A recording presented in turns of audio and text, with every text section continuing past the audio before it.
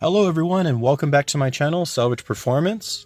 If you guys have been following along, you would know that I have been dying to get this car onto the track. This is a 2004 G35 sedan, sorry 2003 G35 sedan. This weekend I actually get a chance to take my car to the track. It's going to be the 1/8 mile out in Irwindale. It's actually not this weekend, sorry. It's on Thursday. It's called Thursday Night Thunder. If you guys are not familiar, I will have a video coming out real soon with what they require in order to get your car onto the track. Now, because one of the most important things of doing a YouTube channel is letting you guys experience what I am experiencing, and camera position is very critical. So in the past, you might have seen me use something like this. It's a window mount from GoPro. I currently film on a Samsung Galaxy S9 phone, and this is what I use to hold it here on the windshield. Now it mounts really well, but I do get a lot of vibrations from it, so I tried using this clip thing here and wedge it between my sunroof and just hold the camera right there. Now this did pretty well, but it didn't get a good angle for you to see out the windshield, so I'm gonna try something different. Now, watching other YouTubers, I noticed that they have cameras mounted here in this corner, one in the center, one in the back here, a few on the outside, but unfortunately, I only have two cameras. I have this camera phone and a GoPro Session 4, which I'm going to mount on the outside of the car on the roof. So I have to take advantage of the most real estate that I can with this camera here inside the car. So I figure this right here is a pretty good position. You can see the steering wheel, probably angle it down just a little bit so you can see the shift knob, and out the window. Now it's located right here next to the headrest. So I had to try to figure out how to mount something in this area. Luckily, I have this. Some good old PVC piping. Now this was just laying in the backyard, so I didn't have to pay anything for this. It is a 1-inch pipe. As you can see here, it's about 1 inch. And if we use this bicycle GoPro mount, sorry, it's like a bicycle handle GoPro mount. These are pretty inexpensive. You can get them on eBay, Amazon. They're pretty cheap, under $10 guaranteed. You can mount it on the side like this, then use a 90-degree angle to turn your camera, because this is going to be facing sideways. Your seat's going to be right here, your headrest is going to be right here, you're going to be sitting that way, so you're going to want your camera to angle that way. So you just get a 90-degree adapter, and then you mount your camera onto that. And once you drill holes for your headrest to go through this, your headrest you can compress down, and it's going to make this thing very, very stable. So the next thing we need to do is go inside, measure how long we need this pipe, and then cut it down. Alright, so what I'm thinking is if we cut it down to 20 inches and we have our holes drilled at 2 and 8 inches, then that gives us a good amount of room to play with here, to where we can even mount the camera directly in the center of the car at 19 inches. So I think this is going to be where I cut it. Let's go back outside and make our marks. Alright, it's marked at 20 inches. We have our Craftsman angle grinder with a cutoff disc. You can tell a cutoff disc versus a grinding disc because of how thick it is. The cutoff disc is going to be thinner. The grinding discs, like here, are much thicker. So try to use a cutoff disc. It's going to make the cut a lot sharper.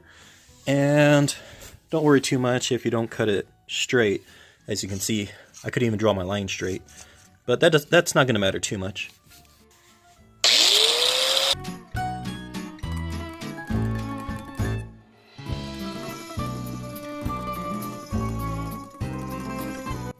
Now we make our marks at 2 and 8.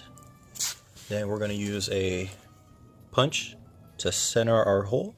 We're going to use a small drill bit to make like a pilot hole. And then I measured out the thickness of these two rods of the headrest, and it comes out to slightly under 1/2. I'm going to use 1/2 though, because it's going to give me a little bit of slack in between. Besides, even if there is some play, the headrest, when it goes fully down and compresses and squeezes the PVC pipe between the seat and the headrest, it's going to make up for any slack and hopefully doesn't offer any vibrations.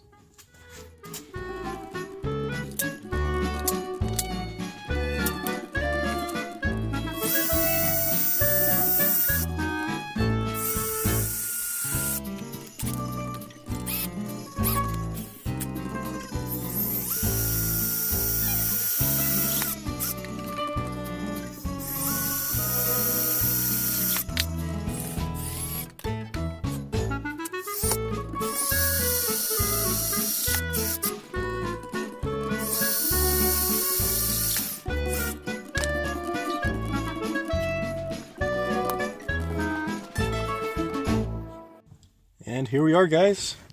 I have the GoPro mounted up.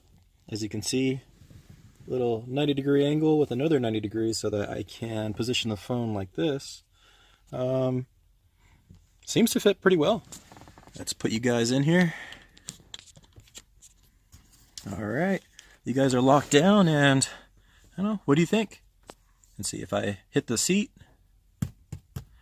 there's still some vibrations, but nothing like how it was when I had this thing mounted on the windshield. It's pretty good. I like it. Now the next thing to do is take you guys off of here. I'm going to take everything off.